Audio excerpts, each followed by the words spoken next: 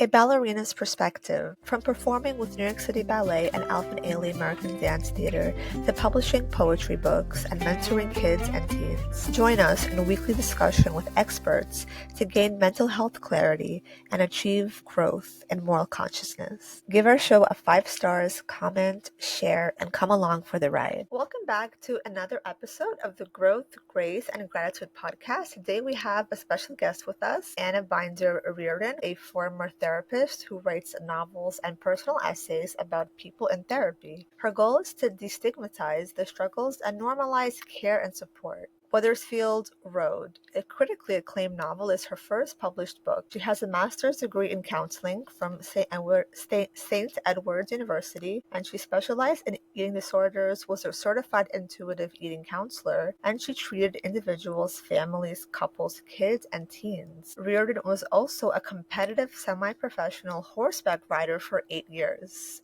Wow, what a truly inspiring story and journey you have gone through. Thank you so much, Anna, for coming on the podcast and sharing more about your story. Thank you. I'm so happy to be here. Yeah, I think it's so beautiful how your work embodies your core belief about the transformational power of vulnerability. That's so in line with so many people, especially most millennials from the astrological side who are normally born 1981 through 1996. They share the astrological planet of Pluto and Scorpio. So I know we're in Scorpio season now. So I think it's interesting because Scorpio is all about like transformation, death, rebirth, healing, like figuring out what is your story. Are you brave enough to be vulnerable? I think those key elements would help us uncover so many parts of our own story for sure. So how did you kind of get to this space where you felt like, I'm going to be vulnerable. I don't care if it's creepy or it's awkward or people are going to judge me for it, which people do. 100%. That's such a good question. I was very worried people were going to find me extremely creepy. But, I think there's a lot of power in kind of pushing through that discomfort. Weathersfield Road, my book, it follows a young woman who is struggling with addiction and mental illness. But really, at the end of the day, it's about that bone deep ache of feeling like you're too much and not enough at the same time, which I think that age group, that our millennial kind of generation, like whenever you talk about that, you get a lot of like, yeah, like we all kind of resonate with that. So it kind of goes through what the main character refers to as coping mechanism whack-a-mole, where if it's not drugs and alcohol to numb the pain, it's promiscuous sex. And if it's not that, it's binge eating. If it's not that, it's restriction, whatever it is to kind of numb that pain. And the character hits rock bottom in an equestrian accident. And because she kind of can't accept help from people, this experience with her horse kind of opens her eyes to those things that, like, as you were saying, what needed to die and what needed to be reborn. It really speaks to this idea that healing is never linear. There's a lot of frustration we feel towards this main character and kind of her 3 steps forward, 2 steps back approach in recovery. I like to say it's a love letter to anybody who's ever felt like they were too much, because that's how I felt my entire life. And this book is very much based on my experience getting sober and getting well. And so, yeah, it's been a scary but really exciting journey to share the story. That's such a beautiful message. And yes, thank you so much for sharing that, sharing your vulnerability and your story. It's so interesting how this week is actually anti-bullying week. And I thought, oh, wow, how ironic. And that's so aligned as well, because it's like, how often do we bully ourselves, whether we are in recovery or we are healing something? And then, like you said, we do take a few steps back because that is, in fact, sometimes how healing works. If you're ready to shake off that daily stress, come join us for online beginner, adult, ballet, and yoga classes each week to connect with the flow of movement and the art of ballet into perfect synergy. Come as you are, and learn to love your body a little bit more and gain strength and flexibility with each class. All are welcome. Sign up at balletartsmovement@gmail.com. First class free. Unlock your best life with Soul app. Book a holistic wellness experience with a trained guide and start changing your life today with compassion practices, inner healing, food and diet, and so much more. Tap into a healthier and happier life with the #1 purposeful living app in the US, the Soul app, link in the description of the podcast. I feel like we're doing a wonderful job progressing, and then we go back, or we have to kind of go back to recollect parts of ourself that we haven't witnessed or we're scared to witness. So it's so interesting how we do self-sabotage. Why do you think that can be such a big issue with addiction recovery? That's such a good question. I think the thing about self-sabotage is that I think so many of us don't truly believe that we deserve to be happy. And I think that, you spoke of anti-bullying week, and, I think there are a lot of messages, whether from our peers or society at large, about the ways we're too much and not enough. And I think we start to internalize that. And once we internalize something deeply enough, it becomes a belief system. And so if my belief system is that I don't deserve good things, when something good it starts to happen, I really don't trust it very much. In the book, Amelia, the lead character, talks about, she feels like when something good is happening, she always feels like, when is the other shoe going to drop? And she has a friend who says to her, and this is something somebody actually said to me in my own recovery. They said, if you want shoes to stop dropping, quit throwing them in the air. And that speaks a lot to that self-sabotage. And, telling ourselves, I deserve good things. Everyone needs, because I don't have to earn that. Like, I'm a human being and I deserve good things, and so does everyone else. I love that. Yeah, I think that's so beautiful. And the idea of like shifting belief systems and having faith in yourself is such a lifelong journey. I think we kind of Absolutely. learn to understand that we are worthy, and that takes years, whether it is in recovery or just even growing up into adulthood. It's so hard sometimes to accept your own value when either you've been told otherwise or you have experiences that have proved otherwise. Mhm. And I know there's so much betrayal and heartbreak and all these things that can shape people's beliefs and also their belief in themselves and what they deserve. Yeah. What keeps you kind of grounded in a sense and knowing, like, even though, yes, we go through recovery, we have hard times, but I'm still worthy regardless of what I achieve, even Yeah. in my recovery? Yeah. Man, like you said, it's this lifelong journey. You know, I I think, as you kind of mentioned at the beginning, like, this aspect of spirituality is a really key piece to recovery for me and for a lot of people, right? And that, that doesn't have to be something religious. It can be just something bigger than what we are. And in Weathersfield Road, Amelia, she connects to this bigger thing, and she calls it the forces of good. And she starts to even abbreviate that to call it the fog. And she comes to this realization, and it's a realization that I've come to myself, of this thing that I'm connecting with, this big, all loving, powerful force. Like, okay, there's nothing I can do to make it love me any less. Okay, got that. But there's also nothing I can do to make it love me any more. And therefore, my worth just is. Like, I can't increase your love for me. I can't decrease your love for me. I just am. And I think that's been the name of the game for finding my own peace with that.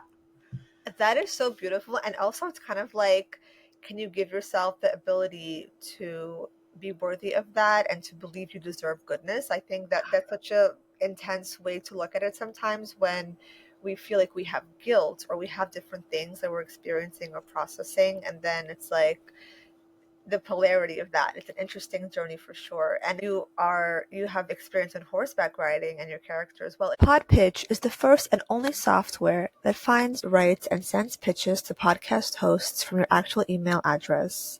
Podpitch will make sure you get podcast bookings, guaranteed. Link in the description of the podcast. Sanger Daniel's online seminar promoting a positive message of self-healing with bioenergy work together with live seminars and remote coaching. Use code BIO20 for a 20% discount for our audience. Link in the description of the podcast. It's super amazing how healing animals are. My friend loves horse therapy and connecting to animals. How important is that connection, even to like nature, and to find a way to be a little more present, like to connect to that spirituality? How important is that for you?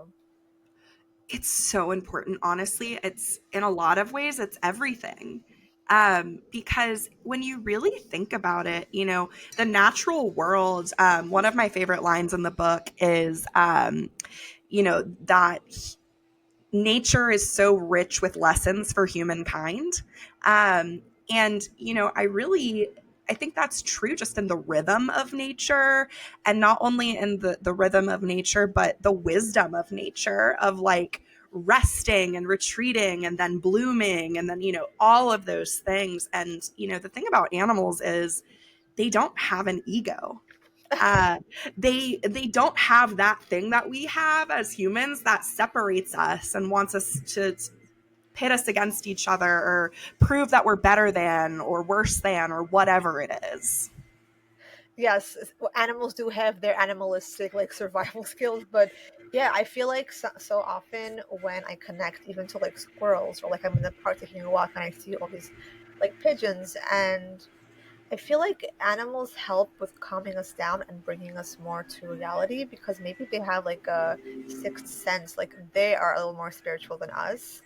And I feel like they can even hear like before the weather is changing, they can anticipate that. So of course, Yeah, like animals, they are more aware in certain ways. And I know my friend was saying like if an animal is not, scared of you, or they're trusting you, they're not going to fly away from you. They'll like yeah, be around you more. So that's really interesting too, to yeah, kind of gauge your own alignment with the animals based on like how spiritual you can be, or how, yeah, yeah. yeah, yeah, absolutely. And the holidays are coming up. What are your mental health tips, if you have any, for people who, they want to have a great holiday season, but of course there is mental health struggles, there are issues, whether it's like with gatherings or lack of gatherings. Like, how would you go about offering any tips of support there? Yeah. The holidays are so difficult. They're so difficult for loneliness. They're so difficult for, being around people that kind of tend to maybe revert us back to a point in our lives where we weren't as fit emotionally. I know for me, like if I'm around my family long enough, I start acting like I'm 16. And it's really hard. And, I kind of have to carve out the time in those days, those holiday gathering days, of like whether it's meditation or going on a walk and being outside in nature, or talking to somebody who's on a similar journey as me and just having that connection. But I think at the end of the day, it's really about not comparing your insides to everyone else's outsides. I think the holidays are rich with look how great my life is on social media, and it can make us feel really crappy. So I think just having that reminder of like it's probably not as great as it looks on social media, and like I am enough, I have enough, this is enough, is really important for me. 100%. And even you just starting to say these affirmations are so important. I remember when I started doing coaching for inner child's healing, the first thing was like working on affirmations. Yeah, And how often can you say these words back to yourself looking in the mirror in a way without cringing and without being like, I don't have to say that, that's weird. It's like, no, this yes, is part of like your inner child speaking to you through you. So I yeah, think yes, affirmations are super, super beautiful. And so supporting, even when we don't even know that, we are rewiring our psyche, because we are reprogramming the words we use, and sometimes it could be awkward, but it's still a holistic way to realign yourself to the goodness, I feel. Absolutely. And just changing that inner narrative, it's like, one of the therapists, Amelia, sees many mental health professionals in her book, and in my book rather. And one of them says it's like we're trying to re-excavate these neuro pathways of how we speak to ourselves, how we see ourselves, how we behave in terms of relating to others, all those things. It's like we're trying to wear a new pathway. And speaking to ourselves kindly is one of those really important pathways to navigate. 100%. Is that like one of the major things you learned from being in therapy and from being a therapist? I would say that's definitely true. I think it's about how we talk to ourselves, but it's also about, not believing everything I think and feel. I think sometimes, and a lot of the kind of darker like thoughts that were that fear of like everyone's gonna think I'm weird, like those I got to really share those through Amelia's struggles and her kind of trains of thought. But recognizing that, okay, not every idea I have is a good idea. Not every impulse I have is a healthy impulse. Not every thought I have about myself or others is necessarily based in fact. And I don't have to, I can act my way into feeling different. I don't have to wait till I feel different to act different, if that makes sense. Yes, I love that because I think so often in therapy it's seen as like, yes, your feelings are validated, but it's like, Mhm. it's so true. Sometimes our feelings are just chaotic things that don't have to be like hyper analyzed. And I think sometimes people say that they feel like they are on a never ending wheel of stagnancy Mm, because they keep sharing the same feelings sure. that haven't been like progressed or processed into a solution focused thing. So I guess it's so lovely to go to therapy. It's beautiful to have the ability to share your feelings and thoughts, but to consciously be aware of your subconscious, which is hard. It's such It, a journey. it's everything, and I think those two pieces, the solution focused piece of, okay, we feel like this, how can we behave differently, so that those feelings might shift a little bit. And also, that nature piece, that spirituality piece, that I am not that important and I'm not that big in the universe, like kind of becoming right sized, so that we're not taking ourselves so seriously and we're like noticing things that are amazing, like the wind. And Amelia in Weathersfield Road, she really starts to do that. She starts to have what she calls a love affair with the wind. She starts to notice how the trees release and then grow something new, and like just being in awe of that is part of how we become mentally well, I think. That is beautiful advice for sure. And it's so cool that you wrote a novel based on your own life. That's super healing, I imagine. Was there any negative parts to it, or was it like a super like insightful way to get to know yourself on a deeper level? Yeah, it's really interesting because I wanted this to be kind of a narrative case study of what I've learned in recovery, but like you're watching this character kind of try on these tools for size, and you can be like, oh, that might work in my life or whatever it is. But it's very based on my adventure, if you will, in recovery and what I've learned.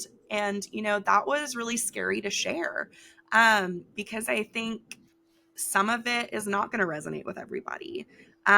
Some of it is probably going to make some folks pretty uncomfortable because I think some of the things that we do and some of the ways we behave when we're in a lot of pain, are inherently uncomfortable to look at. But I tried to be really honest about those things, in this story. But I started writing the book. It was like a therapeutic exercise that I did after a therapy session, and I started just writing it out, and I started writing it in the third person about this person that wasn't really me, because I thought maybe I can be more painstakingly honest. And by the time I finished that exercise, that therapeutic exercise, I realized like this kind of reads like the chapter of a book. And then I kind of went from there, and it was really therapeutic, but it was hard. It was painful as well. That's beautiful, and that's so courageous of you also to kind of dig deep into those crevices of your soul and to be like, I'm going to go there, I'm going to keep going there, and I'm going to create Yeah. something beautiful out of it. Because Yeah. I think oftentimes we do all have a story to share, and sometimes the shame can hold us back, whether it is, shame that we're aware of, or even just like unprocessed shame where we feel panicky or we feel like we want to just procrastinate and just leave it until, never. And it's so interesting once we Yes. start kind of intentionally just doing anything that inspires us to the point where Mm. it kind of awakens our passion. It helps so much to really cement kind of like our purpose, or kind of like just having faith that your story is worth sharing without having the Mm. fear of the unknown. Absolutely. Absolutely. And I love how you use the word crevices. Um, I use a lot of metaphors in Weathersfield Road, like nature metaphors, to discuss like our emotional nature and healing. And so, like, at one point, it's referred to as the archaeological dig of healing and getting in those crevices and like, what is this old piece of pain that I need to kind of bring out into the light and excavate, in Yes. order to be at peace. Wow, yeah, that's such a beautiful story. And where can people buy this book and also connect to all of your content? Yeah, so my book is available on my website. It's anna-writes.com. You can also find it on Amazon. It's spelled Wethers Field Road. And you can also find me on Instagram at Millennial Author Anna. That's also my name on Facebook and TikTok. And I have a Substack, a weekly Substack that I release that's called Somewhat Serene. Fantastic. That's super, super exciting. I'm so looking forward to people connecting with you and kind of being in touch with this really kind of important journey when it comes to healing recovery. It's so wonderful. So I'm sure people will totally connect to this podcast and be inspired by your story and your work. So thank you so much, Anna, for coming on the podcast and sharing your bravery and your very inspiring story of healing, recovery, and spiritual growth. Thank you so much for having me.